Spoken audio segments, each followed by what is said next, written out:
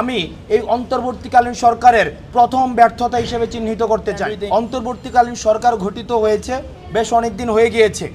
আজকে আহতদের যে আমরা সারা ঢাকাতে আমরা যে চিত্র দেখেছি এবং বাংলাদেশের বিভিন্ন জায়গা থেকে যে চিত্রের খবর পেয়েছি, এতদিন পর্যন্ত আহতদের আন্তর্জাতিক মানের সেবা নিশ্চিত করতে না পারা এবং তাদের জন্য পূর্ণাঙ্গ একটি তালিকা করতে না পারাকে আমি এই অন্তর্বর্তীকালীন সরকারের প্রথম ব্যর্থতা হিসেবে চিহ্নিত করতে চাই।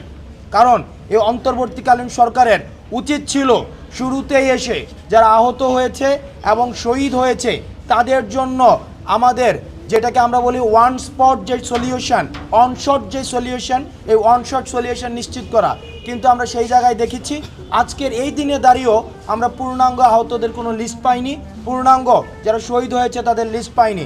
আমরা ছাত্রদের জায়গা থেকে আমরা অক্লান্ত পরিশ্রম করে যাচ্ছি, কিন্তু একটা বিষয় মনে করে দিতে চাই, আমাদের কিন্তু কোনো অথরিটি নেই।